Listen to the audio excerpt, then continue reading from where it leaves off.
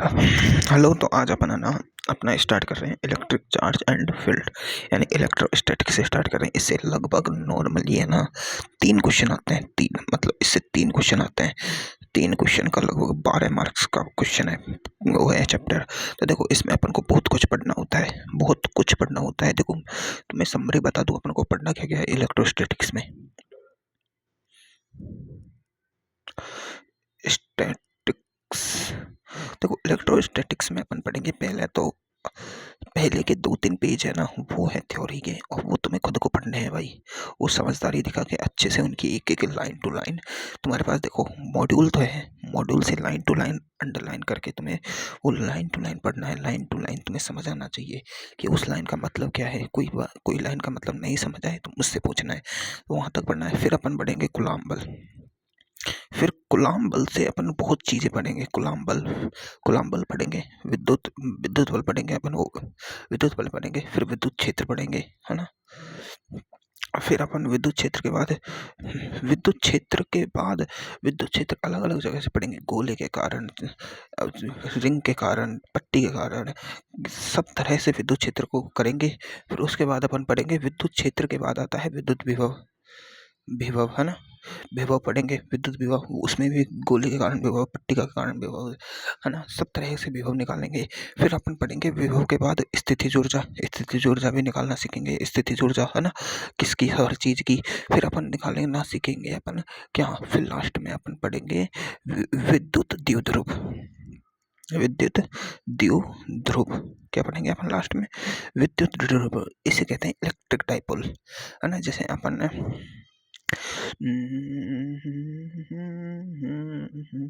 Electric dipole पढ़ते हैं। और किस में पढ़ते हैं यार डाइपोल, एक जगह और पढ़ा जाता है डाइपोल। मैग्नेटिक डाइपोल भी होता है, विद्युत द्विध्रुव, है ना, द्विध्रुव आघूर्ण होता है ये। तो अपन ये सब चीजें पढ़ेंगे, और विद्युत द्विध्रुव के बाद ये चैप्टर अपना खलास। तो अपन को गुलाम बल, विद्युत क्षेत्र, विद्युत विभव, स्थितिज ऊर्जा और विद्युत द्विध्रुव ये पढ़ना है बस, और कुछ नहीं है इसमें पूरे चैप्टर में। तो ये पर बहुत बड़ा है भाई, बहुत बड़ा इसमें हो जाता है ये। तो देखो, पहली बात तो आवेश क्या होता है। आवेश 2 प्रकार के होते हैं, यानी अपन बात करेंगे चार्ज की। चार्ज कहते हैं चार्ज। चार्ज 2 प्रकार का होता है। एक होता है अपना पॉजिटिव चार्ज, जिसे अपन प्लस क्यू कहते हैं। एक होता है अपना नेगेटिव चार्ज, माइनस क्यू। 2 तरह से होते हैं, यानी धनावेश होता है, ऋणावेश होता है। आवेश, देखो फंडामेंटल रूल तो ये है कि समान आवेश प्रतिकर्षण दिखाते हैं और विपरीत आवेश आकर्षण दिखाते हैं। आवेश का न्यूनतम मान, यानी आवेश कैसा भी हो, आवेश का न्यूनतम मान होता है 1 इलेक्ट्रॉन के बराबर। यानी Q का जो न्यूनतम मान होता है वो 1 इलेक्ट्रॉन के मान के बराबर होता है। वो होता है 1.6 × 10⁻19 कूलम्ब। 1 इलेक्ट्रॉन में जितना आवेश होता है वो एक आवेश होता है। अब ठीक है, मान क्या होता है, 1 कूलम्ब आवेश। तो ये क्या है, ये 1 कूलम्ब आवेश है, ठीक है। अब एक समझो, एक प्रोटॉन का द्रव्यमान कितना होता है तुम्हें पता होना चाहिए, इलेक्ट्रॉन का द्रव्यमान पता होना चाहिए, और न्यूट्रॉन का द्रव्यमान पता होना चाहिए। ये सब चीज़ें देखो बेसिक बातें हैं अपनी फिजिक्स की, केमिस्ट्री की, है ना। तो ये सब कुछ तुम्हें पता होना चाहिए, समझ में आई बात है। तो देखो, अब हम बात करें तो एम प्रोटॉन, प्रोटॉन का द्रव्यमान कितना होता है, प्रोटॉन का द्रव्यमान होता है 1.67 × 10⁻27 kg। देखो प्रोटॉन -27 में है, और एम इलेक्ट्रॉन का द्रव्यमान कितना होता है, वो होता है 9.1 × 10⁻31 kg। मतलब लगभग 27, 28, 29, 30, 28, 29, 30, 31, 4 यानी इकाई, दाईस, सैकड़ा, हजार, 10,000, लगभग 10,000 गुना ज्यादा द्रव्यमान होता है किसमें, प्रोटॉन में। इलेक्ट्रॉनों का द्रव्यमान प्रोटॉन के द्रव्यमान से 10,000 गुना कम है। यही देख लो अंतर, 10,000 गुना कम है। मतलब प्रोटॉन के सामने इलेक्ट्रॉन का द्रव्यमान नगण्य होता है। इसीलिए जो द्रव्यमान होता है वो सिर्फ और सिर्फ प्रोटॉन के द्रव्यमान को कैलकुलेट किया जाता है, और एक होता है प्रोटॉन के साथ साथ न्यूट्रॉन। तो 1.64 ये होता है, 1.67 की समथिंग होता है, लेकिन होता 4 है ना, इंटू 10⁻27 kg। तो जो परमाणु होता है उसमें तीनों कण होते हैं होने को तो, लेकिन इलेक्ट्रॉन का द्रव्यमान कभी कैलकुलेट नहीं किया जाता, उसे नगण्य माना जाता है। लगभग 10,000 गुना कम है यार इनसे, समझो। माइनस में देखो, माइनस में पावर घट रही है मतलब वैल्यू घट रही है, माइनस लग जाता है तो उसकी वैल्यू नेगेटिव हो जाती है, कम हो जाती है उल्टी, है ना। तो जो परमाणु होता है, कोई एटम होता है, उसका जो द्रव्यमान होता है वो प्रोटॉन का द्रव्यमान और न्यूट्रॉन के द्रव्यमान का योग होता है। यानी जितने प्रोटॉन और जितने न्यूट्रॉन उसका द्रव्यमान उतना। समझ में आई बात? इलेक्ट्रॉन कितने भी हो उससे कोई फर्क नहीं पड़ता, है ना। जब भी तो यार एक चालक पट्टी का ली, ये चालक रोड है, इस पे मैंने बहुत सारे इलेक्ट्रॉन भर दिए, मतलब एक दो तरफ से बैटरी लगा दी और इसमें मैंने एक तार लगाया और इसमें बहुत सारे इलेक्ट्रॉन भर दिए, तो इसका द्रव्यमान बढ़ जाएगा? नहीं बढ़ता, कारण 10,000 गुना कम है। नगर नहीं भाई, कितना बढ़ाओगे तुम द्रव्यमान, कितना बढ़ाओगे, है ना। समझे बात? तो देखो, आवेश किसी भी वस्तु का वह गुण है जिसके कारण उसके चारों ओर विद्युत क्षेत्र उत्पन्न हो जाता है। तो हमेशा याद रखना, जहां जहां प्लस या माइनस चार्ज होगा वहां वहां विद्युत क्षेत्र होगा। जैसे अपन पढ़ते थे गुरुत्वाकर्षण में कि द्रव्यमान होता है तो द्रव्यमान से वो गुरुत्वीय गुरुत्वीय क्षेत्र उत्पन्न होता है, गुरुत्वीय क्षेत्र उत्पन्न होता है ना, गुरुत्वीय तीव्रता उत्पन्न होती है। पर वो जी का मान ही कितना था, 10⁻⁻11 kg, माइन जी का मान ही बहुत ज्यादा नेगेटिव में था। इस कारण वो छोटे छोटे द्रव्यमानों पर वो गुरुत्वाकर्षण बल लगता नहीं था, है ना। वो मैंने तुम्हें बताया था ग्रेविटेशन में। तो यहाँ समझो कि अगर कहीं भी मैं तुम्हें एक प्लस चार्ज दे दूं तो तुम्हें समझना है उसके चारों ओर इलेक्ट्रिक फील्ड होगी। क्या होगी? उसके चारों ओर इलेक्ट्रिक फील्ड होगी और उसकी एरिया कितना होगा वो तो उस पर निर्भर करता है, लेकिन इलेक्ट्रिक फील्ड तो होगी। तो हमेशा याद रखना, प्लस चार्ज से इलेक्ट्रिक फील्ड की दिशा दूर जाती हुई होती है। किधर दूर जाती हुई है? छोटी छोटी बातें याद रखना है तुम्हें, है ना। और माइनस चार्ज होता है तो उस पर आती हुई होती है दिशा, यानी माइनस चार्ज के पर आती हुई दिशा होती है इलेक्ट्रिक फील्ड की, यानी माइनस की तरफ आती है डायरेक्शन और प्लस की तरफ आती है। मान लो मैंने एक पट्टिका ली और इस पट्टिका पर मैंने ये दो पट्टिका लेते हैं, है ना।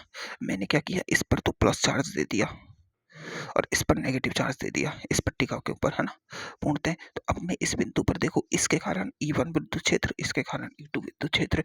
तो मैं क्या कहता हूँ, E1 है जो प्लस के कारण है, तो ये किधर की दिशा में होगा?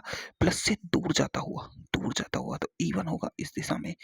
E2 इसके कारण होगा, E2 इसकी तरफ आता हुआ तो E2 इस दिशा में, E नेट आ जाएगा अब E1 माइनस E2।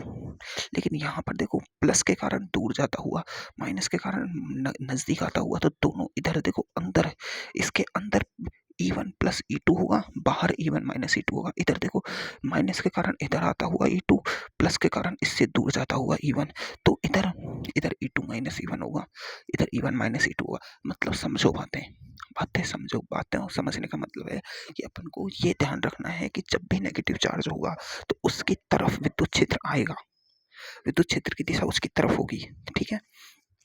देखो, एक बात समझ लो, एक बात हमेशा याद रखना कि पॉजिटिव क्यू को रिपेल करेगा, पॉजिटिव चार्ज नेगेटिव क्यू को अट्रैक्ट करेगा, नेगेटिव क्यू को अट्रैक्ट करेगा, वो रिपेल करेगा। नेगेटिव क्यू पॉजिटिव क्यू को अट्रैक्ट करेगा, लेकिन पॉजिटिव क्यू शून्य आवेश को अट्रैक्ट करता है, नेगेटिव क्यू शून्य आवेश को अट्रैक्ट करता है। ये बातें समझो। मतलब कोई भी अनावेशित वस्तु होती है और दूसरी कोई भी किसी भी प्रकार की आवेशित वस्तु है, वो उसे हमेशा अट्रैक्ट करेगी, आकर्षण करती है। समझ में आई? तो आवेशित वस्तु और अनावेशित वस्तु के बीच हमेशा अट्रैक्शन का माहौल होता है। आवेश का सबसे छोटा मान अपने लिए, अपने लेवल तक, 12th के लेवल तक, नीट के लेवल तक होता है 1 इलेक्ट्रॉन। कितना? 1 इलेक्ट्रॉन कितना? 1.6 इंटू 10⁻⁻19 कूलम। इतना, कितना? इतना एक आवेश का। अब वो प्लस हो सकता है चाहे नेगेटिव हो सकता है, वो इसकी प्रकृति पर निर्भर कर रहा है, ठीक है। लेकिन समझो, तो आवेश कम से कम कितना होता है? 1 इलेक्ट्रॉन। तो इसका मतलब आवेश क्वांटीकृत होता है। क्या होता है? क्वांटीकृत। क्वांटीकृत मतलब आया है क्वांटा। क्वांटा शब्द प्लांक ने दिया था। किसने? प्लांक ने क्वांटा कहा था फोटोन को, और फोटोन हकीकत में होता इलेक्ट्रॉन ही है। तो इलेक्ट्रॉन को कहा फोटोन, फोटोन को कहा क्वांटा, क्वांटा कहा प्लैंक ने इसलिए कहा आवेश होता है क्वांटीकृत, क्वांटीकृत मतलब कैलकुलेटेड। फोटोन्स वो होते थे, वो नंबर्स में जा रहे थे। उसने देखा कि इतने ही फोटोन गए, इतने फोटोन गए, तो उसने बताया कि यार ये तो फिक्स जा रहे हैं, ना तो कम जा रहे हैं ना मतलब ये इस क्वांटीकृत का मतलब है बटे में नहीं होते हैं, मतलब आधा इलेक्ट्रॉन नहीं होता, 1/3 इलेक्ट्रॉन नहीं होता, 2/3 ऐसे ऐसे नहीं होता है सही बटे में।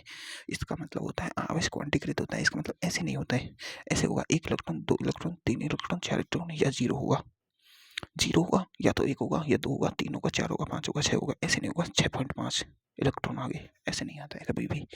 तो आवेश क्वांटीकृत राशि है, मतलब Q बराबर हमेशा होगा Ne, n इलेक्ट्रॉन, n की वैल्यू 1 2 3 4 5 6 7 8 9 10 होगी।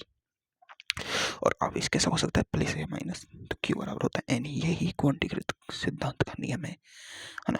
तो इसी एक बात और याद रखना, आवेश हमेशा एक विलगित निकाय के लिए, यानी विलगित निकाय क्या होता है, विलगित क्यों बोला यहाँ पर, विलगित का मतलब ऐसा निकाय जिससे ना तो ऊष्मा या ना ऊर्जा एनर्जी और ना आयतन में परिवर्तन हो, वह द्रव्य, मतलब ना तो उससे ऊष्मा ऊर्जा निकलनी चाहिए, एनर्जी, एनर्जी फोटोन के रूप में निकल सकती है, इलेक्ट्रॉन के रूप में एनर्जी निकल सकती है, ऊष्मा हीट के रूप में निकल सकती है, और द्रव्य कण भी तो निकल सकते हैं। ऐसा कुछ भी ना हो उसे कहते हैं विलगित निकाय। मैंने तुम्हें बताया था थर्मो में विलगित निकाय में कुछ भी बाहर नहीं जाता, तो एक विलगित निकाय है इसके अंदर। इसके अंदर कितने भी इलेक्ट्रॉन हो उन सब का योग जितना पहले था 40 था, 40 इलेक्ट्रॉन, तो चाहे इसके पास 10 हो, इसके पास 9 हो, इसके पास 6 हो, इसके पास 5 हो, इससे कोई मतलब नहीं है, लास्ट तक उनका योग 40 ही रहेगा। इसका मतलब ये है एक विलगित निकाय, याद रखनी है ऐसी बातें। विलगित निकाय क्यों, ताकि इलेक्ट्रॉन बाहर ना जाए, उनके द्वारा किया गया कार्य बाहर नहीं जाए। आवेश हमेशा अदिश राशि है, इसे डायरेक्ट जोड़ा जा सकता है। कैसे जोड़ा जा सकता है, डायरेक्ट।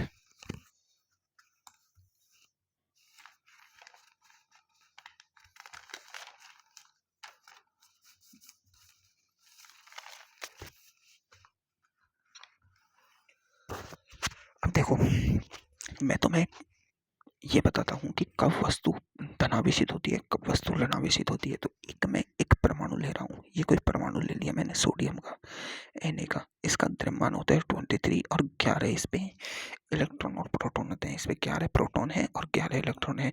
हमेशा एक उदासीन परमाणु में, एक उदासीन परमाणु में इलेक्ट्रॉन और प्रोटॉन की संख्या बराबर होती है। ये उदासीन परमाणु की खासियत है। अगर कोई परमाणु उदासीन है, मतलब ये मत देखोगे कि वो स्टेबल है कि नहीं है, ये देखोगे वो उदासीन है, मतलब उस पर कोई भी चार्ज नहीं है, इसका मतलब उस पर इलेक्ट्रॉन और प्रोटॉन की संख्या बराबर है। ये प्रोटॉन होता है पॉजिटिव चार्ज, इलेक्ट्रॉन होता है नेगेटिव चार्ज, समझो। और प्रोटॉन कभी गति नहीं करते, गति करते हैं इलेक्ट्रॉन। अब समझो, समझो इसकी दो कंडीशन होती है। मैं एक इलेक्ट्रॉन निकाल रहा हूँ, है ना, इधर मैं एक इलेक्ट्रॉन दे रहा हूँ, समझो। अब मैं एक इलेक्ट्रॉन निकालता हूँ तो इस पर 11 तो प्रोटॉन फिक्स है, पर 10 इलेक्ट्रॉन हो गए। 10 इलेक्ट्रॉनों ने 11 प्रोटॉन को तो संतुलित कर दिया, पर एक प्रोटॉन प्लस चार्ज को संतुलित नहीं कर पाया। इसका मतलब एक इलेक्ट्रॉन निकालने के बाद कुल आवेश +1 हो जाता है 0 से। इधर 0 आवेश है ना। देखो प्लस चार्ज कब आता है, जब इलेक्ट्रॉन निकाला जाता है। प्रोटॉन निकलते घुसते नहीं है अंदर, सिर्फ इलेक्ट्रॉन निकलेगा और आएगा, ठीक है। तो एक इलेक्ट्रॉन निकाला जाता है तो +1 चार्ज आता है। एक इलेक्ट्रॉन दे रहा हूँ मतलब जोड़ रहा हूँ, तो 11 प्रोटॉन तो थे, पर इधर हो गए 12 इलेक्ट्रॉन, मतलब एक -1 चार्ज आ गया। तो -1 चार्ज कब आता है, जब एक इलेक्ट्रॉन देते हैं अपन, तो कोई भी इलेक्ट्रॉन लेगा तो +-1 चार्ज आएगा, कोई भी इलेक्ट्रॉन एक देगा तो उस पर +1 चार्ज आएगा। यानी धनावेशित करने के लिए इलेक्ट्रॉन निकाला जाता है, अर्थात इलेक्ट्रॉन की कमी की जाती है। उस पर प्रोटॉन पे कोई प्रभाव नहीं पड़ता है, प्रोटॉन फिक्स है, प्रोटॉन पर प्रभाव पड़ेगा। अगर प्रोटॉन निकलेगा, प्रोटॉन निकलता है अल्फा कण में, बीटा कण में, गामा रेज में। जब ये प्रोटॉन निकलता है तो जैसे मान लो एक वो होता है यूरेनियम है 235 वाला, है ना, यूरेनियम 65 67 कुछ द्रव्यमान होता है ना इसका, हाँ। तब इसका प्रोटॉन निकलता है ना, तो धीरे धीरे इसकी आयु घटती है, तो यूरेनियम धीरे धीरे एक तत्व बनता है 60 का, फिर और इसकी आयु घटती है, फिर बनता है ये 50 वाला परमाणु, फिर ये और घट के लास्ट में बन जाता है ये यूरेनियम। धीरे धीरे धीरे इससे अल्फा कण निकलते हैं, बीटा कण निकलते हैं, जिनको अपन कहते हैं कि गामा रेज निकल रही है इससे, इससे अल्फा कण निकल रहे हैं। तो वो सब क्या होते हैं, प्रोटॉन निकलते हैं। जब प्रोटॉन निकलते हैं तो वो परमाणु ही चेंज हो जाता है, यूरेनियम से कोई और तत्व बन गया, और से अगला तत्व बन गया, और से अगला तत्व बन गया। मतलब जितना कण निकलेंगे ना अल्फा बीटा गामा, वो सब परमाणुओं से निकलते हैं। परमाणु के नाभिक निकलते हैं, ये प्रोटॉन निकलते हैं उनसे, प्रोटॉन या फिर न्यूट्रॉन अल्फा बीटा गणों में, है ना।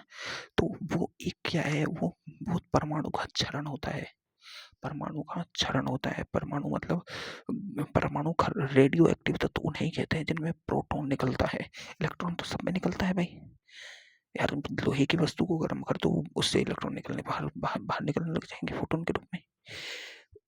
परमाणु का क्षरण, परमाणु मतलब परमाणु रेडियो एक्टिव कब होता है, जिसमें से इलेक्ट्रॉन निकलते हैं, और इलेक्ट्रॉन वो प्रोटॉन निकलते हैं। प्रोटॉन कौन से निकलते हैं, जो नीचे वाले धातु होते हैं ना आवर्त में, उनसे प्रोटॉन निकलते हैं। जैसे हेलिना की रब से फरियाद, फ्रांसियम रेडियो एक्टिव तत्व है। क्यों, क्योंकि भाई इसका साइज बहुत ज्यादा है, साइज बहुत ज्यादा है, और इसके पास नाभिक बहुत बड़ा है, बहुत बड़ा नाभिक है। वो अपने नाभिक नाभिक बहुत बड़ा है भाई, इसका नाभिक बहुत बड़ा नाभिक है, इसका छोटा मोटा नाभिक नहीं है। कितने प्रोटॉनों का नाभिक है।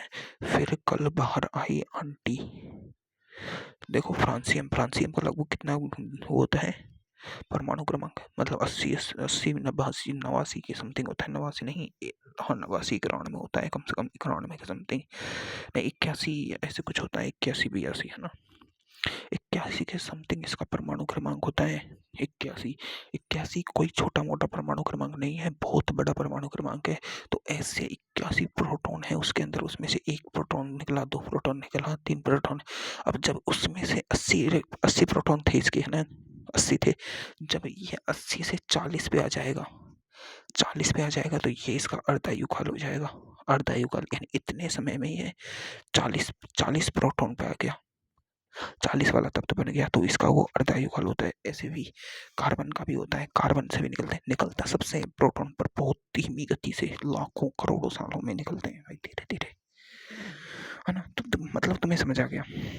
तो देखो ऋणावेशित करने के लिए इलेक्ट्रॉन जोड़ा होता है। आवेशन की 3 विधियां होती हैं। पहली विधि तो सबसे सरल है, घर्षण विधि। घर्षण विधि मतलब ऐसे हाथों को रगड़ो और उससे घर्षण आ जाता है। वो घर्षण विधि तो तुम सारे प्रैक्टिकल तुमने कर रखे हैं घर्षण के, यानी दो सतहों को रगड़ने से आवेश उत्पन्न हो जाता है। घर्षण विधि में तो घर्षण तो अपन पढ़ेंगे नहीं, है ना। दूसरी विधि होती है चालन विधि। चालन विधि ये काम की विधि है आवेशन की। देखो तुम्हें ये जो मैं बता रहा हूँ ना, ये सब तुम्हें पढ़ना है किससे, वो मॉड्यूल से पढ़ना है। इससे क्वेश्चन बनते हैं छोटे छोटे, उनको मैं ये हर चीज़ नहीं बता सकता है यहाँ, लाइन टू लाइन नहीं बता सकता ना।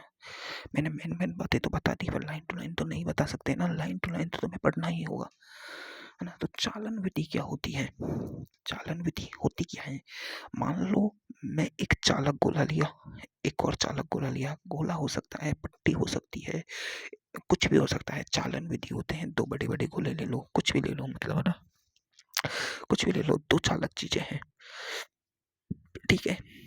इस पर कोई आवेश था Q1, इस पर कोई आवेश Q2 था। अब इन दोनों को क्या करा रहा हूँ मैं, संपर्क करा रहा हूँ, इनको संपर्क करा दिया, पास लेके ऐसे जोड़ दिया, जोड़ के अभी संपर्क करेंगे तो देखो क्या है, दोनों चालक हैं, तो आवेश का प्रभाव होगा, आवेश प्रवाह होगा, बिल्कुल, है ना। तो अब इसको संपर्क कराने के बाद इन दोनों को गोलों को मैं इधर कर रहा हूँ, तो इस पर मुझे इन दोनों पर समान आवेश आ जाएगा, क्योंकि चालक गोले हैं ना दोनों बराबर के, तो नया आवेश समान रहेगा दोनों पर। इस पे भी क्यू डैश, इस पे भी क्यू डैश आ जाएगा, है ना। संपर्क करने के बाद, संपर्क के बाद, है ना, तो वो क्यू डैश क्या होगा, तो वो क्यू डैश होता है Q1 प्लस Q2 बाई 2। अब ये मान लो ये था, ये 3Q था Q1, और ये 2Q था, प्लस में थे दोनों, तो कितना हो गया 3Q, और ये भी 3Q, नहीं ये 2Q था, ये 4Q था, ऐसे मान लो 4Q, ये 2Q आवेश का था, ये 4Q आवेश का था, मान लो, है ना। तो इन दोनों पर आवेश आ जाता है 2 और 4Q का मतलब हो गया 6Q, 6 में Q बाई 2, ये हो जाएगा 3Q आवेश। तो इस पर 3Q आएगा, इस पर भी 3Q आएगा, दोनों पॉजिटिव आएंगे। ठीक है, ऐसे मतलब बराबर हो जाते हैं। मान लो इस पर 2Q माइनस में होता तो 2Q माइनस का हो जाता, तो +4Q में से 2Q माइनस का गया तो बचा 2Q, तो QQ ऑलवेज आ जाता है इन पर पॉजिटिव का, कितना QQ। ऐसे ये होती है चालन विधि। संपर्क करने के बाद ऐसे पास में लाके ऐसे कर दो, है ना। तो संपर्क में आने के बाद दोनों गोलों पर आवेश हमेशा समान और समान समान आवेश और समान प्रकृति का भी होता है। कारण, क्योंकि दोनों आवेश को या तो संतुलित करेंगे या बढ़ाएंगे, वो समान प्रकृति का आवेश आता है, बिल्कुल। अब तीसरी विधि होती है प्रेरण विधि। क्या होती है? प्रेरण विधि। प्रेरण का मतलब ही होता है इंड्यूस करना, यानी इंडक्शन। इंडक्शन, अपन ने प्रेरण प्रभाव पढ़ा था, वो भी था इंडक्टिव इफेक्ट था। क्या वो क्या कर रहा था? वो प्रेरित कर रहा था। जैसे मतलब ये कार्बन ये कार्बन ये कार्बन, और यहाँ कोई एक इलेक्ट्रॉन नेगेटिव एलिमेंट लग रहा है जिसे ईएन जाता है, तो वो अपनी तरफ इलेक्ट्रॉन को खींच रहा है। इसमें पहले तो कोई चार्ज नहीं था, पर इस पर इसने इलेक्ट्रॉन खींच के इधर तो नेगेटिव लिया है, इधर पॉजिटिव लिया, मतलब ये खुद की तरफ इलेक्ट्रॉनों को खींच रहा है या दे रहा है। यही तो काम हो रहा था इंडक्टिव इफेक्ट में। तो ये मतलब देने या लेने, इसकी खुद की प्रबलता के कारण इस पर ये चार्ज उत्पन्न हो रहे थे। तो प्रेरण विधि में भी यही होता है। प्रेरण विधि में क्या होता है? यही होता है। प्रेरण विधि में होता क्या है? प्रेरण विधि में ऐसा होता है कि देखो, प्रेरण कई तरीके से हो सकता है। सर ने एक एग्जांपल दिया है कि ये कोई वस्तु है ना, है ना, ये कोई वस्तु है ना, समझो।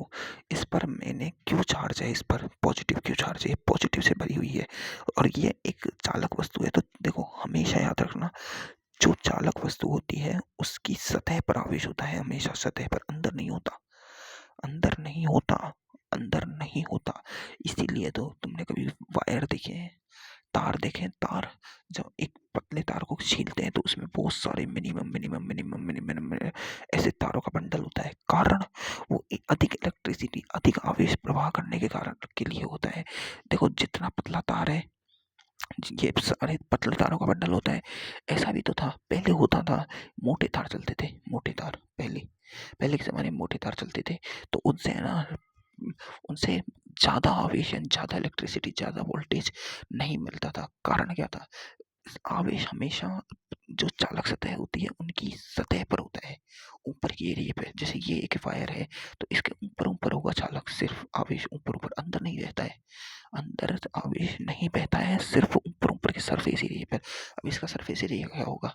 पाई R square, pi R square, क्योंकि ये इसका, इसे मैं यहाँ से काटता हूँ, यहाँ से काटता हूँ, तो इसका ये एरिया बनता है, जो ये परिधि तो बन रही है इसकी, इसका जो पृष्ठीय क्षेत्रफल बन रहा है, इसकी परिधि बन रही है। क्या बन रही है? इसकी परिधि बन रही है। तो इस परिधि, ये जो परिधि बन रही है इसकी, इस परिधि में के ऊपर ऊपर आवेश जाता है। मतलब एक कोई वायर है, तो इस वायर के ऊपर ऊपर इस एरिया पर होके जाता है, अंदर नहीं जाता बिल्कुल भी। तो जो ये एरिया कब ज़्यादा हो सकता है? जब मैं पतले पतले तार, बहुत सारे तारों को एक साथ जोड़ दूँ। एक मोटा तार का तो फिक्स हो गया, यही है बस। पतले तार हों तो उन सबका अलग अलग हो जाता है, इसलिए जो सरफेस एरिया बढ़ जाता है, जिससे आवेश ज़्यादा एरिया में होकर प्रवाहित हो सकते हैं, जिससे रेजिस्टेंस भी कम होता है और विद्युत धारा भी अच्छे से प्राप्त होती है।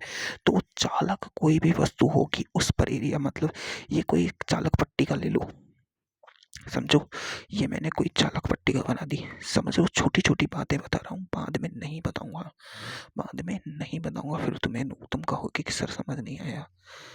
देखो, ये चालक पट्टी का, अब मैं इसे आवेशित कर रहा हूँ, क्या कर रहा हूँ मैं इसे, क्यों चार्ज दिया मैंने इसे, तो इसका क्यों चार्ज इसकी ऊपरी सतह है ना, और इसकी ये पीछे की ऊपरी सतह है ना, इस पर। तो इन सतहों को ऐसे मान लेता हूँ मैं, इसकी मतलब इसकी दो सतह मान लेता हूँ, चालक पट्टी का ले रहा हूँ मैं, है ना। ये चालक पट्टिका बना दी है, थोड़ी अच्छी नहीं बन रही लेकिन बना दी है। तो इसकी एक तो ये ऊपरी बाहरी सतह हो गई, एक इसकी ये बाहरी सतह हो गई, ये चालक पट्टिका हो गई, है ना। तो इसकी ऊपरी सतह गई, अब इस पे भी आता है ऊपर सतह पे, पर ऐसे इस पे बना दिया तो ऐसे लगेगा तुम्हें कि पूरे पे बना दिया। तो चालक पट्टिका होती है उसकी सिर्फ बाहर सतह पर, बाहरी सतह कितनी, दो सतहों पर आवेश आता है, दो सतहों पर एक तरफ से। अब पट्टिका अगर इधर से ले तो इस सतह पे और इस सतह पे आएगा, इस सतह से ले तो इस सतह पे आएगा, दो आमना सामने की सतहों पर आवेश होता है। तो अब देखो प्रेरण विधि क्या करती है, ये एक पट्टी का ली मैंने, इस पर देखो बाहरी बाहरी तरफ आवेश होता है, मैंने इसे क्यू चार्ज दे दिया, कोई भी Q charge, positive Q charge दे दिया, उसकी वैल्यू पता नहीं है लेकिन दे तो दिया। अब मैं एक साधारण पट्टी ला रहा हूँ, साधारण पट्टी लाया। अब क्या होता है कि मैंने तुम्हें बताया था कि आवेशित वस्तु अनावेशित वस्तु को अट्रैक्ट करती है, अपनी ओर खींचती है। तो कैसे खींचती है, कैसे आकर्षण करती है, तो उसका जो एग्जाम्पल है वो ये है कि इलेक्ट्रॉन तो इसमें भी है भाई, इलेक्ट्रॉन तो पड़े हैं इसके अंदर। एक कोई चालक वस्तु वही होती है जिसमें मुक्त इलेक्ट्रॉन पाए जाते हैं। मुक्त इलेक्ट्रॉन अगर है उसमें तो वो चालक है, समझ में आई बातें। जब अपन अर्धचालक पढ़ेंगे ना, तो अर्धचालकों में अपन करते क्या है, अपन वर्ग 13 के अर्धचालक पढ़ते हैं, वर्ग 15 के अर्धचालक पढ़ते हैं। क्यों? वर्ग 13 में कौन आता है, वो आता है ना नाइट्रोजन वाला, नाइट्रोजन, फिर ऑक्सीजन, फिर फ्लोरीन। ये वर्ग 13 और 15 में नाइट्रोजन, ऑक्सीजन, फ्लोरीन आता है। नाइट्रोजन, नाइट्रोजन, फॉस्फोर और आर्सेनिक, ये आर्सेनिक। और फिर कल बाहर आई एटी,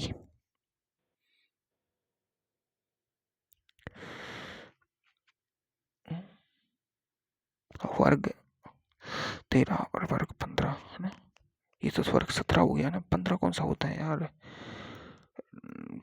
वैसे नहीं ओ फ्रेंड, फ्रेंड अरे यार वर्ग 13 और 15 पढ़ते हैं, वो मुझे याद नहीं आ रहा, अब मैं क्या बताऊँ। तो देखो इसमें क्या, इलेक्ट्रॉन तो इसमें है पहले से ही।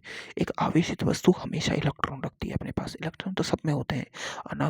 अनावेशित वस्तुओं में भी इलेक्ट्रॉन होते हैं, पर उसके इलेक्ट्रॉन जकड़े हुए होते हैं, बंधे हुए होते हैं, उसमें मुक्त इलेक्ट्रॉन नहीं पाए जाते, इसलिए तो वो अनावेशित है। आवेशित वस्तु वो कुछ अलग है, चालक वस्तु में इलेक्ट्रॉन होते हैं। तो अब ये क्या करेगा, ये पॉजिटिव चार्ज इसके इन इलेक्ट्रॉनों को अपनी ओर आकर्षित करेगा, तो इसकी इस सतह पर नेगेटिव चार्ज आ जाता है, कम आता है लेकिन आ जाता है, किसके कारण, इसके पॉजिटिव चार्ज के कारण, जो बाहर होता है, बाहर है ना, तो इस जगह पॉजिटिव चार्ज आता है। अब इसमें देखो कोई चार्ज नहीं है, इस पर कोई चार्ज नहीं है, तो इसका जो नेगेटिव चार्ज इधर खिसक गया, तो इसका पॉजिटिव चार्ज इधर खिसक जाता है। तो मतलब एक प्रेरण से एक अल्प आवेश उत्पन्न हो जाता है, अति सूक्ष्म। अब क्या करते हैं, इसके जो पॉजिटिव चार्ज होता है ना, इसे अपन कर देते हैं भूसंपर्कित, तो इसका पॉजिटिव चार्ज निकल जाता है, इस पर सिर्फ नेगेटिव चार्ज बचता है, तो ये हो जाता है, ये नेगेटिव आवेशित हो जाती है। मतलब प्रेरण से अपन किसी दूसरे उदासीन वस्तु में विपरीत प्रकृति का आवेश उत्पन्न कर सकते हैं। ये पॉजिटिव चार्ज का था, इसने उत्पन्न किया, कैसा किया है, नेगेटिव चार्ज का आवेश। समझ में आई बात है, बिल्कुल। देखो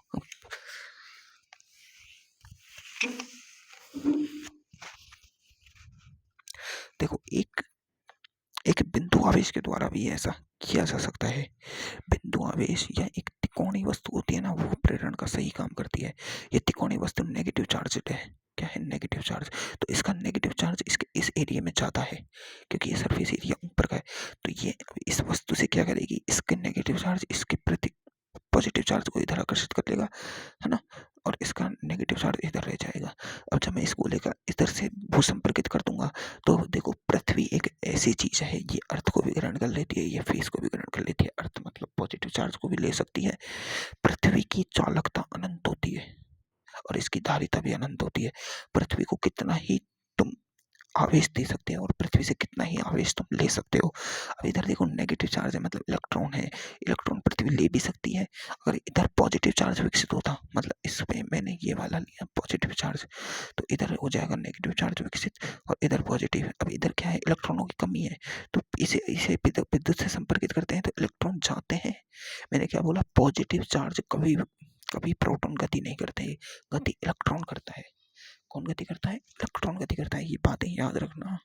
मतलब अब मैंने इसे भूसंपर्कित किया तो इलेक्ट्रॉन किधर गए, इलेक्ट्रॉन जा रहे हैं पृथ्वी से इधर की ओर, पृथ्वी से इधर की ओर। अब ये इधर देखो, ये नेगेटिव चार्ज है, इधर पॉजिटिव चार्ज है, मतलब इधर इलेक्ट्रॉनों की कमी है, इधर इलेक्ट्रॉनों की अधिकता है इस वस्तु पर। अब इधर इलेक्ट्रॉनों की अधिकता है तो इलेक्ट्रॉन किधर जा रहे हैं, इससे इधर। तो पृथ्वी एक ऐसी चीज है जो इलेक्ट्रॉन ले भी सकती है, दे भी सकती है, तो इसकी धारिता अनंत होती है और ये पृथ्वी दोनों तरह व्यवहार कर सकती है, मतलब देने का भी काम कर सकती है, लेने का भी काम कर सकती है। ये बातें याद रखना। कभी भी तुम्हें दिखाए कि पॉजिटिव चार्ज मैंने धरती से संपर्क किया और पॉजिटिव चार्ज इसमें चले गए, नहीं, ऐसा नहीं होता। पृथ्वी से इलेक्ट्रॉन आते हैं, पृथ्वी से इलेक्ट्रॉन आते हैं, समझ गए। तभी तो अपन हर चीज, जब भी अपन एक तार के अर्थ का तार देते हैं, EARTH का अर्थ का तार, वो क्या करता है, अगर ऊपर से कोई बिजली बिजली गिरी तो वो सारी बिजली अंदर चली जाएगी, अंदर सारे इलेक्ट्रॉन ले लेगी। अगर उधर इलेक्ट्रॉनों की कमी हुई तो ये पृथ्वी इलेक्ट्रॉन दे भी देगी, दोनों काम करती है पृथ्वी, समझ में आई। तो क्या एक बिंदु आवेश प्लस क्यू चार्ज, ये बिंदु आवेश है, डॉट डॉट चार्ज की बात कर रहा हूँ, बिल्कुल छोटा बिंदु आवेश इस वस्तु में, क्या वो उत्पन्न प्रेरण विधि से आवेश उत्पन्न कर सकता है? बिल्कुल कर सकता है प्रेरण विधि से। यहाँ प्रेरण विधि हो जाएगी, ये प्लस चार्ज है, इधर ये नेगेटिव चार्ज को अट्रैक्ट कर लेगा, इधर पॉजिटिव चार्ज, इसे संपर्क कर देंगे तो इलेक्ट्रॉन पृथ्वी से इधर आ जाएंगे, इसका पॉजिटिव चार्ज खत्म हो जाएगा, इस पर सिर्फ नेगेटिव चार्ज बचेगा। कंडीशन के बाद इस पर नेगेटिव चार्ज दिखेगा, बस ऐसे चारों बगल, है ना। क्या एक बिंदु चार्ज क्या दूसरे बिंदु चार्ज को अट्रैक्ट कर सकता है, मतलब इसमें प्रेरण उत्पन्न कर सकता है? नहीं। एक बिंदु चार्ज होता है, मान लो बिंदु चार्ज चाहे पॉजिटिव हो चाहे वो नेगेटिव बिंदु चार्ज हो, वो सिर्फ एक इलेक्ट्रॉन की कमी या एक इलेक्ट्रॉन की अधिकता से बना है। इधर एक पॉजिटिव चार्ज है, इसका मतलब उसमें एक इलेक्ट्रॉन की कमी है, इधर नेगेटिव चार्ज है, इसका मतलब उस पर एक इलेक्ट्रॉन है बस। मतलब इस इलेक्ट्रॉन को कहाँ आकर्षित करोगे भाई तुम, इसमें प्रोटॉन है नहीं है, ये एक बिंदु चार्ज है। तो कभी भी दो बिंदु चार्ज एक आपस में प्रेरण विधि उत्पन्न नहीं कर सकते, बिंदु चार्ज नहीं कर सकते। एक बिंदु चार्ज दूसरे गोले, दूसरी पट्टी, दूसरी छड़, दूसरा कुछ भी हो, उस पर आवेश उत्पन्न कर सकता है प्रेरण विधि से, होना चालक चाहिए। लेकिन एक बिंदु आवेश दूसरे बिंदु आवेश पर कभी भी प्रेरण प्रभाव नहीं कर सकता। ये है तुम्हारी प्रेरण विधि। देखो तुम्हारे नोट्स में कम लिख रहा है, लेकिन तुम उसमें मॉड्यूल पढ़ोगे ना, उसमें ज़्यादा लिख रहा है, तो वहाँ देख लेना, है ना। अब देखो अपन बात करते हैं छोटी छोटी बातों की और। तो देखो, एक बात याद रखो, आवेश का परिमाण वेग के साथ कभी नहीं बदलता। मतलब एक इलेक्ट्रॉन आवेश की वैल्यू होती है 1.6 इंटू 10⁻⁻19 कूलम्ब। तो ये सार्वत्रिक है, सार्वत्रिक है, मतलब इसकी वैल्यू चाहे तुम कितनी स्पीड कर दो नहीं बदलेगी। आवेश का परिमाण नहीं बदलता है, प्रकृति बदल सकती है, पॉजिटिव हो सकता है, नेगेटिव हो सकता है, वो तो उस पर निर्भर कर रहा है ना। क्या द्रव्यमान बदल सकता है? बिल्कुल, आइंस्टीन के अनुसार द्रव्यमान बदलता है। कब बदलता है? आइंस्टीन के अनुसार द्रव्यमान बदलता है। अपन कहते हैं कि अपन चलते हैं तो द्रव्यमान नहीं बदलता है, द्रव्यमान बदलता है। और द्रव्यमान का असली फॉर्मूला होता है m0, ये m0 by √1 minus v² by c²। अब समझो, इस तरह आवेश बदलता है।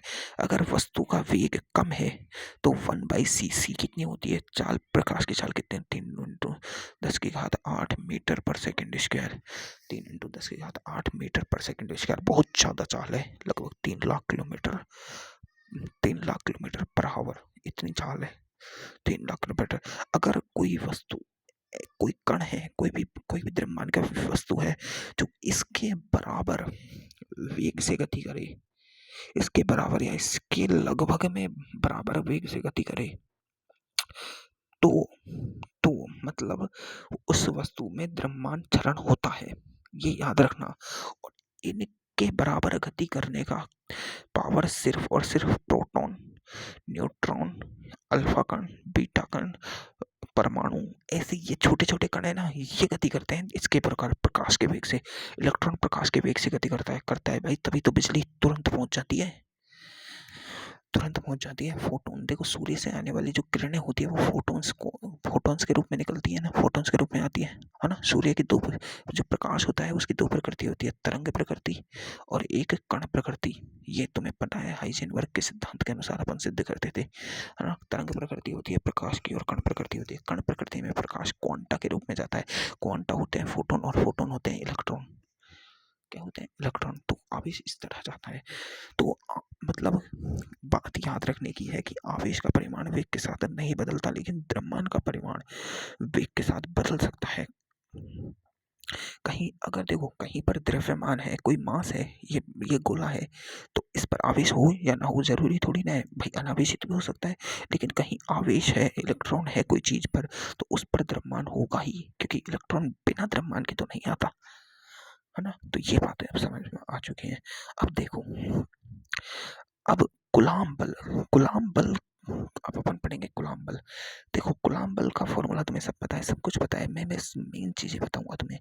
पहली बात तो, अगर गुलाम बल लगाएगा तो ये बिंदु आवेश पर लगता है, पहली बात हमेशा याद रखना। बिंदु आवेश का मतलब बिंदु आवेश का मतलब COM पर लगेगा। किस पर? COM पर। एक गोला है, एक गोला है, Q आवेशित है, Q आवेशित है, इसकी त्रिज्या R है, इसकी त्रिज्या R है, और ये दोनों R दूरी पर रखे हुए हैं। तो कूलम्ब बल लगता क्या है, अपन को पता है, ये Q1 है, ये Q2 है। कूलम्ब बल अगर दोनों पॉजिटिव चार्ज है तो प्रतिकर्षण का कूलम्ब बल लगेगा। आपस में एक नेगेटिव एक पॉजिटिव है तो आकर्षण का कूलम्ब बल लगेगा। ये तो अपन को पता है भाई, छोटी छोटी बातें तो पता है। लेकिन यहाँ समझने की बात ये है कि कूलम्ब बल K बराबर होता है, K F बराबर होता है Q1 Q2 भाई आर स्क्वायर। ये दूरी कितनी है? ये दूरी है, गलत। कूलम्ब बल हमेशा, कूलम्ब बल हो चाहे गुरुत्वीय बल हो, ये हमेशा किस पर लगते हैं? बिंदु आवेश पर। तो इसको एक बिंदु मानो तो इसकी दूरी यहाँ से दी जाएगी R। ये R मतलब R+2R दूरी होगी। यहाँ बल होगा Q1 Q2 बाई R+2R का स्क्वायर। ये है कूलम्ब बल। बिंदु आवेश का मतलब, यहाँ कहने का मतलब ये है, मतलब COM पर लगेगा। किस पर लगेगा? COM पर लगेगा। बिंदु आवेश का मतलब, है ना। देखो बल की दिशा की दिशा विपरीत होती है बिल्कुल। अगर समान प्रकृति का आवेश है तो देखो, अगर दो प्लस चार्ज और प्लस चार्ज के बीच में बल लग रहा है, तो देखो ये पहला कण है, ये दूसरा कण है, मैंने तुम्हें ग्रेविटेशन में बल लिखा है। इस पहले पर देखो, पहले पर लगेगा तो प्रतिकर्षण का बल, मतलब इसका बल इधर जाएगा, इसका बल इधर जाएगा। इसके कारण देखो ये दोनों एक दूसरे को प्रतिकर्षित करेंगे। इस बिंदु पर देखो, इसका बल इधर इधर है, हमेशा प्रतिकर्षण का बल लगेगा, आकर्षण का बल नहीं लगेगा।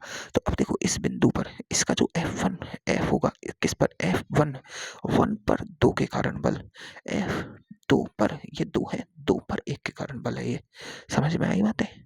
कैसे लिखते हैं अपन? इस पर इसके कारण बल इधर की दिशा में, इस पर इसके कारण, इस पर इसके कारण बल इधर की दिशा में, क्यों? विपरीत प्रकृति का। ठीक है, समझ में आई? अगर नेगेटिव नेगेटिव वाले हों तो देखो, नेगेटिव है, ये इसको प्रतिकर्षित करेगा इधर, F21। ये इस पर इसके कारण बल F12, ये 1 है, ये 2 है, 1 नंबर का, ये 2 नंबर का। अगर आकर्षण का बल होता है तो क्या करते हैं अपन? देखो, आकर्षण का बल होता है तो आकर्षण का बल कैसे लिखना है? एक पॉजिटिव चार्ज, ये एक नेगेटिव चार्ज। अब इनमें आकर्षण का बल होता है, देखो इसके कारण ये नेगेटिव चार्ज है, तो इसके कारण इस पे बल, ये कौन सा बल है? इसके का नहीं, इस पे इसके कारण बल, यानी ये 1 नंबर का है, 2 के कारण है, तो ये बल है 1 पर 2 के कारण, और ये वाला बल है 2 पर 1 के कारण। जिस पर बल लगता है उसे पहले लिखते हैं, जिसके कारण लगता है उसे बाद में लिखते हैं। ये मैंने तुम्हें सिखाया था। हमेशा ये जो बल होगा, ये बल हमेशा मतलब F12, ये मैंने तुम्हें ग्रेविटेशन में भी सिखाया है, F12 का परिमाण बराबर होगा F21 के परिमाण के, लेकिन इनकी डायरेक्शन विपरीत होती है, इसलिए ये दोनों वेक्टर एक दूसरे के विपरीत यानी नेगेटिव वेक्टर होते हैं। ये तुम्हें समझ आ गया? इतना ऐसे ये छोटी छोटी बातें नहीं बताऊंगा यार, अभी मैं पहली बार बता रहा हूँ बस।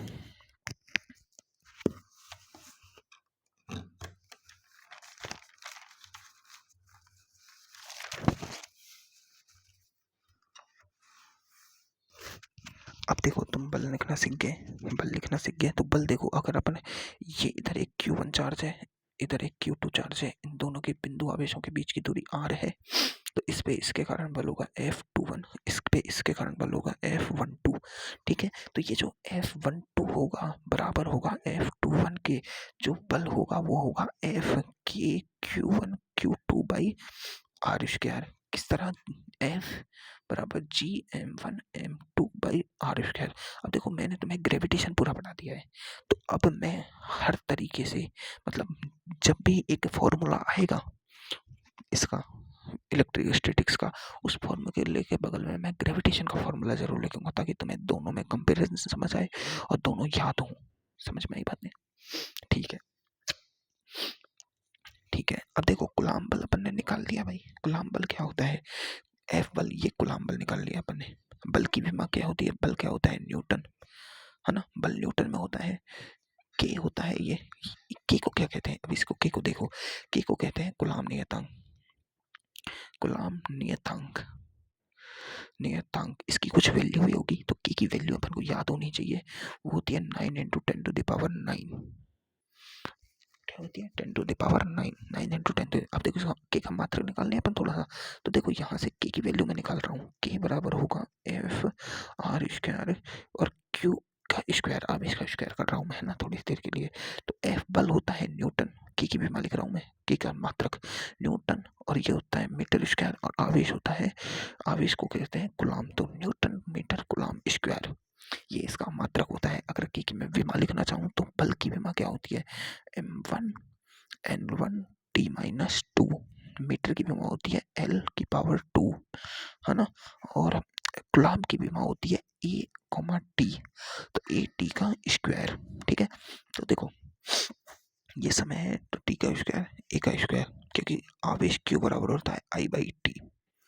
आई टी, क्यू बराबर होता है आई, और टी क्या होता है? समय। तो आई बराबर धारा बराबर होती है Q/T। ये मैंने तुम्हें अभी सिखाया था SHM में कहीं, SHM में कहीं बताया था, तुम्हें याद होगा। तो देखो अब इसके देखो विमा टोटल कितनी आ रही है। देखो टी स्क्वायर है इधर और ये माइनस में है, तो ये ऊपर जाएगा तो एक बार और माइनस, तो m1 तो है ही है, l की पावर हो गई 3 और t की पावर -4 हो गई। ये इसकी क्या होती है? विमा। और एक भी है इसमें, एक ये भी तो है, ए की पावर -2। ठीक है, ये इसकी विमा हो गई। ठीक है, अब देखो के होता है ना, के ये निर्भर करता है, ये कि इसकी वैल्यू होती है 4πε0 के बराबर ये होता है, और के की वैल्यू होती है 9 इंटू 10⁻9। इसे एप्सिलॉन नॉट नहीं कहते हैं, पहली बात तो ये अपन का सबसे बड़ा भ्रम है कि इसे एप्सिलॉन नॉट कहते हैं। के होता है हकीकत में 4πε। क्या होता है? 4πε। समझो, थोड़ी सी बातें समझो, बातें करने की ही बातें होती हैं। एप्सिलॉन होती है, इसे कहते हैं अपन, क्या कहते हैं इसे? इसे कहते हैं विद्युतशीलता। ये क्या है? विद्युतशीलता। अगर इसके आगे मैं एप्सिलॉन नॉट लगा दूं, नॉट का मतलब होता है निर्वात की विद्युतशीलता। छोटी छोटी बातें हैं पर याद रखनी है। निर्वात की विद्युतशीलता। अगर मैं एप्सिलॉन आर लगा दूं तो इसे कहते हैं माध्यम की विद्युतशीलता। ये एप्सिलॉन के आगे कुछ नहीं लग रहा तो इसे कहते हैं अपन वायु की, क्योंकि वायु का माध्यम परावर्तनांक 1 माना गया है। अपन ये पढ़ेंगे उसमें, परावर्तन वाला चैप्टर आएगा ना, उसमें मतलब वायु को परावर्तनांक 1 माना गया है। तो इसे वायु के वायु की विद्युतशीलता कहते हैं, इसे निर्वात की विद्युतशीलता कहते हैं, इसे अपन माध्यम की विद्युतशीलता कहते हैं। जो माध्यम की विद्युतशीलता होती है, माध्यम की विद्युतशीलता होती है, अब देखो ये सब चीजें, इनमें एक कॉन्सेप्ट होता है, मुझे याद नहीं आ रहा कि E बराबर epsilon R into epsilon naught होता है। नहीं, E बराबर होता है epsilon R by epsilon naught, यानी एप्सिलॉन आर बराबर होता है एप्सिलॉन इंटू एप्सिलॉन नॉट। समझे ये बात है? बिल्कुल नहीं यार, ऐसे नहीं होता। मुझे इनका ना, वो इनमें तीनों में आपस में रिलेशन क्या है वो नहीं समझ आ रहा, लेकिन तुम्हें इतना बता देता हूँ कि ये तीन होते हैं, इनको अपन पढ़ेंगे बाद में। कब? वो परावर्तन वाला चैप्टर आएगा ना, उसमें पढ़ेंगे, अभी मुझे खुद को कंफर्म नहीं है ना। तो जो ये वैल्यू होती है एप्सिलॉन नॉट, अब मैं के आगे लिख रहा हूँ के बराबर 4πε0, यानी एप्सिलॉन नॉट होता है, हाँ एप्सिलॉन नॉट मुझे याद है, एप्सिलॉन नॉट बराबर होता है एप्सिलॉन आर इंटू एप्सिलॉन, ये होता है।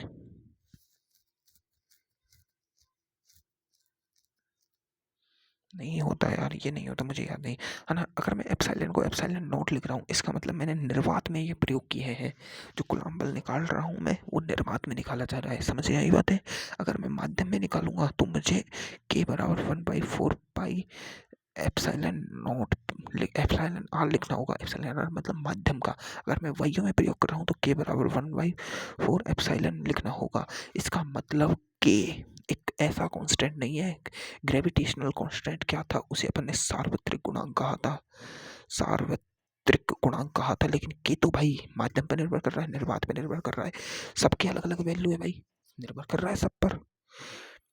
मतलब कि जो ये नियतांक है कूलाम बल, ये कूलाम नियतांक है, ये एक सार्वत्रिक नियतांक नहीं है, ये निर्भर करता है माध्यम पर, माध्यम पर निर्भर करता है। तो अब जो एप्सिलॉन नॉट होता है, इसकी जो वैल्यू होती है, हमें हमेशा याद होनी चाहिए, वो होती है 8.85 into 10⁻⁻12 coulomb square newton metre square. कैसे? क्योंकि देखो अपन ने कूलाम की वैल्यू तो निकाल ली थी कि बराबर था 1/4 पाई एप्सिलॉन नॉट। तो एप्सिलॉन नॉट बराबर आ जाएगा, देखो इसके तो कोई मात्रक होता नहीं है, इसका तो कोई मात्रक होता नहीं है ना। तो ये इधर ले जाएं तो इधर ले जाएं तो 1/k के आएगा। और के का मात्रक क्या था भाई? के का मात्रक था, अपन ने निकाला था न्यूटन मीटर स्क्वायर। अब उसका उल्टा करेंगे तो उसका हो जाएगा कूलाम बटे न्यूटन मीटर स्क्वायर। अब देखो के की विमा क्या निकाली थी अपन ने? वो निकाली थी m1l3t-4 a-2। अगर इसका उल्टा करें, इसकी उल्टा करें तो एप्सिलॉन की विमा आ जाती है। उल्टा कर दो m-1l-3t+4 a+2, ये इसकी आ जाती है, इसकी विमा। ठीक है, ठीक है, समझ आ रही है ना बातें? समझ आनी चाहिए। तो के समझ आया तुम्हें? एप्सिलॉन का लपड़ा समझ आया? अब तुम्हें ये समझ आ रहा है कि के बल है जो, वो क्या, ये कूलाम बल है, वो ही व्युत्क्रम वर्ग का पालन करता है। ये मैंने उसमें बताया था तुम्हें।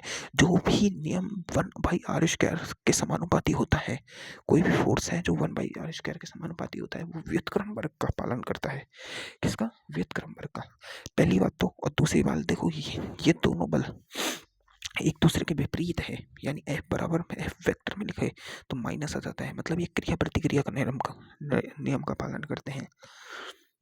और देखो हमेशा याद रखना है, जो बल लगेगा वो दोनों आवेशों को मिलाने वाली रेखा के अनुदिश लगेगा।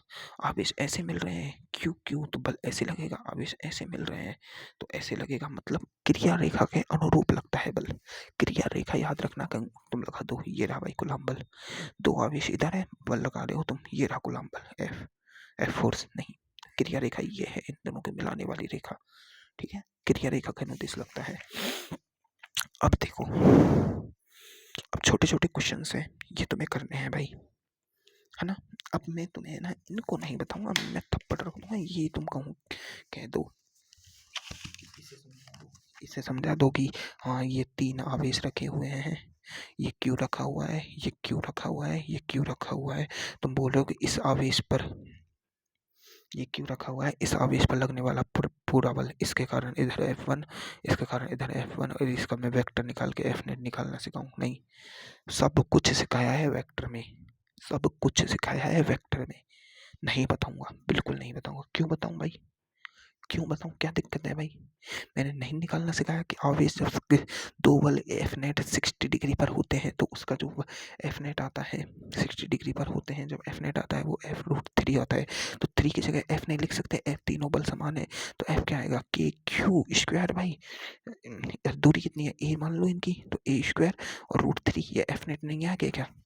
एफ की वैल्यू तो लिखना सिखा रहे हैं, एफ की वैल्यू लिखना नहीं सिखाया मैंने तुम्हें, एफ की वैल्यू लिखना नहीं सिखाया। देखो इधर आवेश है, ये क्वेश्चन समझो, इधर माइनस क्यू है, इधर प्लस क्यू है, और इधर प्लस क्यू है। ठीक है, अब इस पर मुझे बल निकालना है, तो इसके कारण देखो इसके बल की प्रकृति कैसी होगी। अट्रैक्शन का फोर्स लगेगा, इधर जाएगा, इधर ये F1 ले लो, इसके कारण प्रतिकर्षण का फोर्स लगेगा F2। अब इन दोनों का वेक्टर 120 डिग्री पर है, तो F1 और F2 बराबर है। ये माइनस का है पर आवेश की प्रकृति तो वही है, तो एफ नेट एफ ही आएगा, इनके बराबर एफ ही आएगा। तो ऐसे मैं नहीं सिखाऊंगा भाई, ये गलत है बिल्कुल, बिल्कुल बिल्कुल नाइंसाफी होगी ये मेरे साथ। देखो, समान आवेश से आवेशित एक जैसे दो आवेशित गोलों के मध्य बल F है। ठीक है, इन दोनों के मध्य आवेशित है और बल एफ है, एफ बराबर के क्यू स्क्वायर आ गया। ठीक है, कोई दिक्कत नहीं। अब ये कह रहा है कि 50% आवेश दूसरे गोले पर स्थानांतरित कर दिया गया। मतलब इस पर क्यू चार्ज था, इसका Q/2 चार्ज मैंने इसे दे दिया, तो इस पर क्यू हो गया। इस पर पहले क्यू था, क्यू प्लस Q/2 आ गया, तो ये हो गया 3Q/2। अरे क्यू इस पर पहले था, मैंने Q/2 और दे दिया, तो कितना हो गया? ये नहीं आता है क्या 2, ये 2Q प्लस क्यू। अब ये भी सिखाऊं क्या? 3Q/2 कैसे आया? अब इन दोनों के बीच का बल बल निकाल दो, ये आ गया। पहले बल था F, अब ये देखो, पहले बल था K Q square by R square, तो अब बल ये यही तो गुणा हुआ है, तो F डैश आया है 3/4 के मल्टीप्लाई में। छोटा क्वेश्चन है, ऐसे ही ये क्वेश्चन है करो, ये क्वेश्चन है करो भाई, सब बलों के क्वेश्चन है करो। करने ही है भाई, नहीं करने क्या? ये देखो, ये तुम्हें मैंने अच्छे से सिखाया था भाई। क्या? लैम्बडा आवेश घनत्व तुम नहीं सिखाया तुम्हें, लैम्बडा द्रव्यमान घनत्व वहां सिखाया था मैंने। किसमें? अरे ग्रेविटेशन में नहीं सिखाया था क्या भाई? वो ग्रेविटेशन नहीं, sorry sorry sorry sorry sorry, gravitation में नहीं सिखाया मैंने ये तुम्हें। ये सिखाया था तुम्हें रोटेशनल में मैंने तुम्हें वो बिंदु दे वो जड़त्व आघूर्ण निकालना नहीं सिखाया था। उसमें मैंने तुम्हें आवेश घनत्व करना नहीं सिखाया था। इसे करके देखो क्या, देखो इसमें क्या कह रहा है। इस ये लास्ट है आज का, फिर अपन थोड़ी थोड़ी, अब देखो अब अपना मेन पोर्शन स्टार्ट हो जाएगा कल से तो धमाधम खींचेंगे अपन इस चैप्टर को। क्या करेंगे? खींचेंगे एकदम, तो कल से तो धमाधम, है ना। वो सर ने आगे कराया है माध्यमिक गुलाम बल, है ना, मुझे पता नहीं, मैंने पढ़ा नहीं है ना। तो कल मैं तुम्हें कम से कम इस चैप्टर में तुम्हें पहुंचा दूंगा कहाँ तक, लगभग मैं तुम्हें electric field and intensity of electric field यानी विद्युत क्षेत्र और विद्युत क्षेत्र की तीव्रता करा दूंगा कंप्लीट नेक्स्ट 1 घंटे की क्लास में। अरे फास्ट चलेंगे अपन, टेंशन क्या लेना। हाँ, अपन बहुत फास्ट चलेंगे, बहुत क्या, बहुत ज़्यादा फास्ट चलेंगे इस चैप्टर में भाई। सब कुछ आता है तुम्हें, सब कुछ आता है इस चैप्टर का। ग्रेविटेशन इसलिए तो रहा है। अब देखो, ये कह रहा है कि भाई, ये कह रहा है कि एक चालक पट्टी का है भाई। क्या है? चालक पट्टी का। ठीक है, क्या है ये? एक ये चालक पट्टी का है, इस पर मैंने क्यू आवेश वितरित कर रखा है। ठीक है, इसकी सतह पर हुआ, पहली बात तो चालक पट्टी का है, तो ये तो तुम्हें आता है ना। अब इससे मैं एक आर दूरी पर, क्या आर दूरी या डी दूरी ले लो, क्वेश्चन में डी है, तो डी दूरी पर इससे, है ना, मैं क्यू आवेश ले लेता हूँ डी दूरी पर। ठीक है, इस क्यू आवेश के कारण, और इस पर है क्यू आवेश, तो इस क्यू और इस क्यू के कारण इसके पे बल निकालना है। तो अपन देखो, अब अपन कहाँ माने इस अपन को बिंदु आवेश लेना है भाई। बिंदु आवेश लेना है तो COM से दूरी लेंगे। तो एक बात बताओ, COM से दूरी लो तो क्या यहीं पर इसका पूरा आवेश केंद्रित है? नहीं है भाई, बिल्कुल।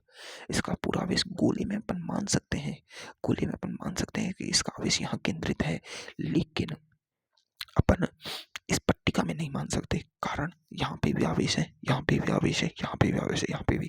तो इसके ऐसे क्वेश्चंस को करने के लिए इनका अपन को घनत्व लेना होगा। घनत्व